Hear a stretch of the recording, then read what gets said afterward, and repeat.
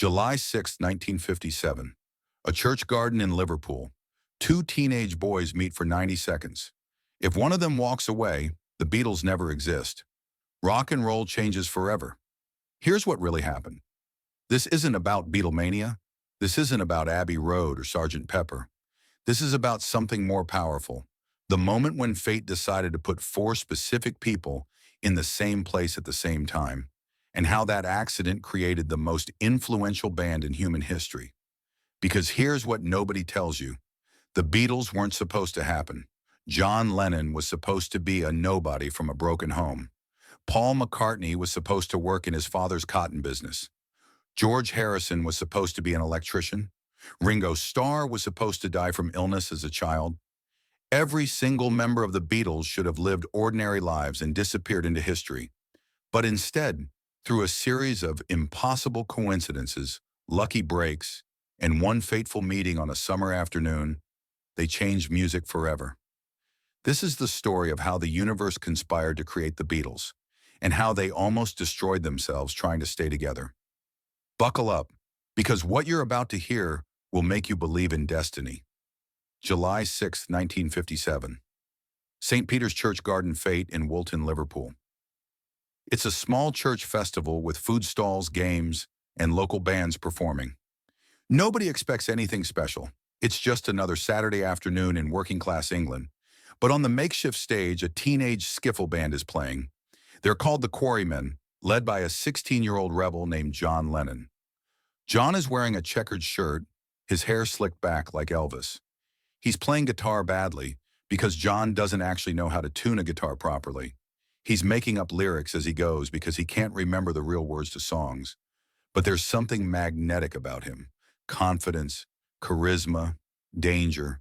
The girls in the audience are watching him. The boys are jealous of him. In that crowd is a 15-year-old kid named Paul McCartney. Paul came with his friend Ivan Vaughn, who knows John from school. Paul is small, baby-faced, cute in a way that makes older boys want to punch him. But Paul has a secret. He's a musical genius. He can play guitar, piano, drums, trumpet. He can tune instruments by ear. He knows the words to every rock and roll song on the radio, and most importantly, he can write music. After the Quarrymen finish their set, Ivan introduces Paul to John. They're standing in the church hall, awkward teenagers, not knowing what to say. John is suspicious because Paul is younger, smaller, and frankly, more talented. John's whole identity is being the leader, the coolest guy in the room. And here's this kid who might be better than him. Paul picks up a guitar and starts playing 20 Flight Rock by Eddie Cochran. Perfectly, every word, every chord. Then he plays Bebop-A-Lula. Then he shows John how to properly tune a guitar. John's friends are watching. They can see John's face changing. Pride, jealousy, fear, but also recognition. John realizes this kid could make his band actually good. But if Paul joins, John won't be the star anymore. The meeting lasts maybe 90 seconds. Then Paul leaves with his friend. John watches him go. For 2 weeks, John doesn't contact Paul. He's conflicted. If he invites Paul to join the band, he gains a great musician but loses his status. If he doesn't invite Paul, the band stays mediocre, but John stays in control. Finally, John makes the decision that changes history. He sends a mutual friend to tell Paul, "John wants you in the band." Paul says yes, and the Beatles story begins. But it's not the Beatles yet. It's just John and Paul in a skiffle band playing church festivals. They need something more. February 6, 1958. Paul brings his friend to a Quarrymen show. The friend is George Harrison. He's only 14 years old, looks about 12. So young that when John first meets him, he doesn't take George seriously. But then George plays guitar, and John's jaw drops. Because George Harrison, at 14 years old, plays guitar better than anyone in Liverpool. He's been obsessed with the instrument since age 13. He practices 8 hours a day until his fingers bleed. He can play Chuck Berry solos note perfect. John asked George to join. Now they're three. For the next 2 years, they play small clubs. They change their name multiple times. Johnny and the Moondogs. The Silver Beatles. Finally, the Beatles, spelled with an A because John thinks it's clever. Like beat music. Get it? They're still nobody, playing to drunk sailors in Liverpool bars, making no money, getting into fights. John and Paul are writing songs together, but they're terrible songs, imitations of American rock and roll with nothing original. Then in 1960, they get an offer. A club owner in Hamburg, Germany needs bands to play in his strip clubs. 8 hours a night, 7 days a week, for barely any money. The Beatles say yes, because it's the only offer they have. Hamburg changes everything. Playing 8 hours a night forces them to get good fast. They learn hundreds of songs. They develop stage presence. They stop being scared and start being confident. John, Paul, and George transform from awkward teenagers into performers. But there's a problem. Their drummer quits. They're stuck in Hamburg without a drummer. They find a temporary replacement named Pete Best. He's handsome, which helps, but he's not a great drummer. Still, he's good enough. The Beatles returned to Liverpool in 1961 as a completely different band. Tight, professional, experienced. And they have something nobody else has. Original songs written by John and Paul that are actually good. They start playing a club called The Cavern. It's a dingy basement that smells like sweat and beer. But word spreads. The Beatles are different. They have energy. They have humor. They have songs nobody's heard before. A local record store owner named Brian Epstein hears about them. On November 9, 1961, he goes to The Cavern during his lunch break to see what the fuss is about. He watches the Beatles perform, and he sees it. The thing that nobody else sees yet. These four working-class kids from Liverpool could be the biggest band in the world. Brian approaches them after the show. He's well-dressed, well-spoken, everything the Beatles aren't. He says, "I'd like to manage you. I can get you a record deal." The Beatles laugh at him, because dozens of managers have promised them record deals. None delivered. But Brian is serious. He cleans up their image, makes them wear suits instead of leather jackets, teaches them how to bow after songs, makes them professional. And in May 1962, Brian does the impossible. He gets the Beatles a recording contract with EMI Records. But there's a condition. The producer, George Martin, doesn't like Pete Best's drumming. He wants Pete replaced. John, Paul, and George have to make a terrible choice. Fire their friend or lose their record deal.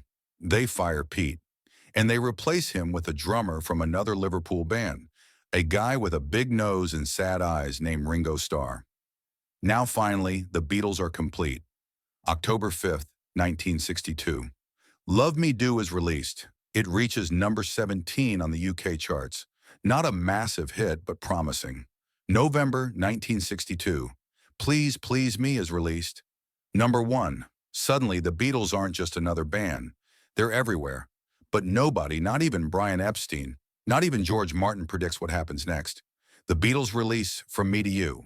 Number 1. She Loves You. Number 1. I Want to Hold Your Hand. Number 1. Every single they release goes to number 1. The British press invents a new word, Beatlemania. Girls are fainting at concerts, screaming so loud you can't hear the music, breaking through police barriers to touch the band. The Beatles can't leave their hotels without being mobbed. It's chaos. Beautiful, insane chaos. And the Beatles are trapped in the center of it. Then in February 1964, they fly to America, the most important moment in their career.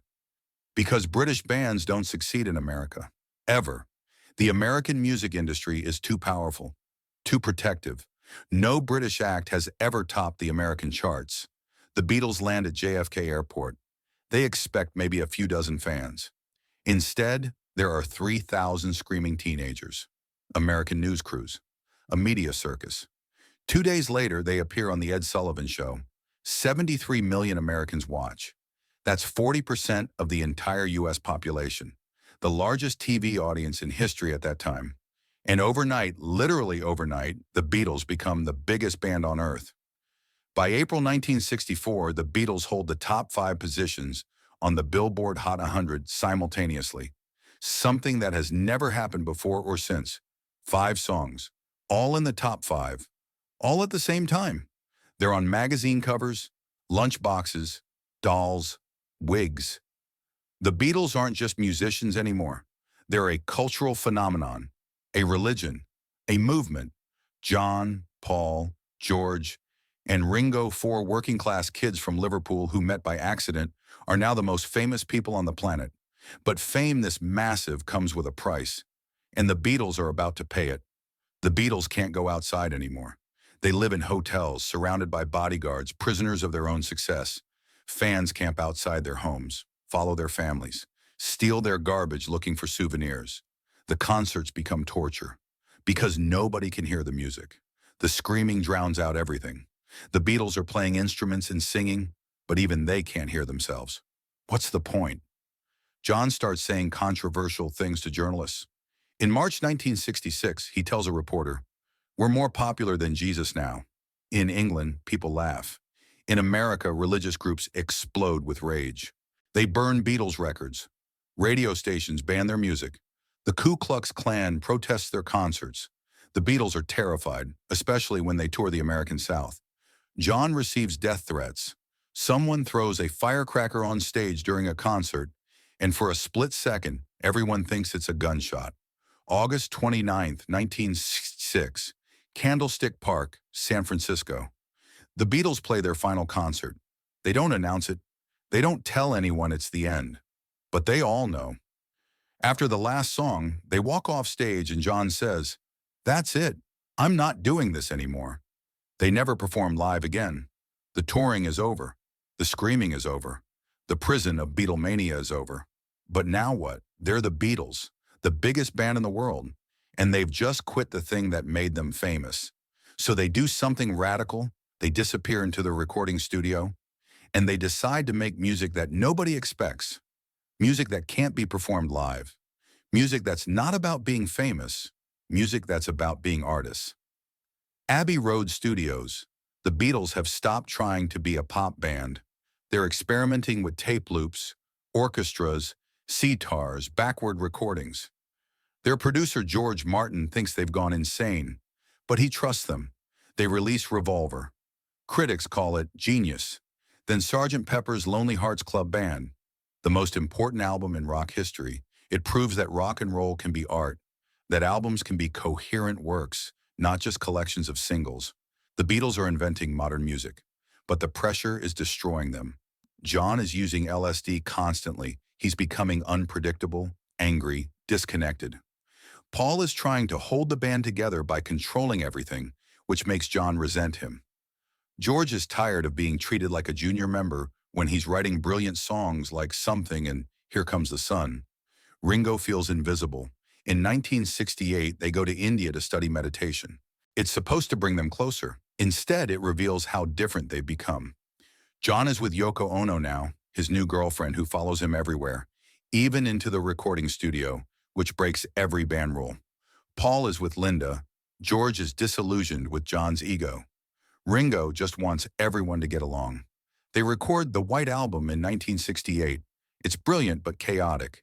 The band barely plays together. Each member records their parts separately. They're more like four solo artists forced to use the same band name. Then in January 1969, they try one last time. They film a documentary called Let It Be, where they attempt to write and record an entire album in 3 weeks. It's a disaster. John and Paul argue constantly. George quits the band for 5 days. Ringo looks miserable. But there's one moment of magic. January 30th, 1969. The Beatles go up to the roof of their Apple Corps building in London. They set up instruments and play an impromptu concert. Office workers in the street look up, confused. Traffic stops. Police eventually shut it down. It's the Beatles' final public performance. 42 minutes on a London rooftop. And it's perfect. For those 42 minutes, they're not four solo artists. They're the Beatles again, but it doesn't last. April 10th, 1970. Paul McCartney announces he's leaving the Beatles. The news breaks the hearts of millions. The greatest band in history is over. But here's the truth. The Beatles ended long before Paul's announcement. They ended when the fame became too big, when they stopped being friends and became business partners, when John chose Yoko, when Paul chose control, when George chose independence, when Ringo chose peace. The Beatles were together for only 10 years, from 1960 to 1970, 1 decade. But in that decade, they released 13 studio albums, wrote over 200 songs, changed fashion, culture, politics, and music forever. They proved that rock and roll wasn't just teenage noise. It was art. They showed that working-class kids could become the most influential artists in the world. They broke down barriers between high culture and pop culture. Every band that came after the Beatles, every rock band, pop band, punk band, indie band exists in their shadow. The Rolling Stones, Led Zeppelin, Pink Floyd, Radiohead, Nirvana, Coldplay, everyone. They're all answering the question, what do we do after the Beatles? But here's what makes the story beautiful and tragic. The Beatles couldn't stay together because they were four individuals forced to be one entity. John needed to be provocative. Paul needed to be perfect. George needed to be respected. Ringo needed to be included. Their breakup wasn't a failure, it was inevitable. They gave us everything they could give as a band, and then they set each other free. John went on to make brilliant solo music until he was murdered in 1980. Paul continued creating music for over 50 years. George found spiritual peace and made gorgeous albums. Ringo became the happiest Beatle, playing drums and spreading love. They didn't need to stay together forever to be the greatest. They just needed to exist at all. So let's go back to that church garden in 1957. Two teenage boys meeting for 90 seconds. If John walks away from Paul out of jealousy, there's no Beatles. If Paul decides John is too intimidating, there's no Beatles. If George doesn't pick up a guitar at 13, there's no Beatles. If Ringo dies from illness as a child, there's no Beatles. Every single moment had to happen exactly right. One different decision, one missed connection, one closed door, and the entire history of modern music changes. The Beatles weren't just a band, they were a miracle. Four ordinary people from one city, born within 3 years of each other, who found each other against impossible odds and created something immortal. Their music will exist forever. Hey Jude, let it be. Come together. Here comes the sun. In my life. These songs will be played centuries from now.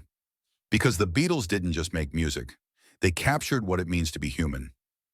Love, loss, joy, sadness, hope, heartbreak.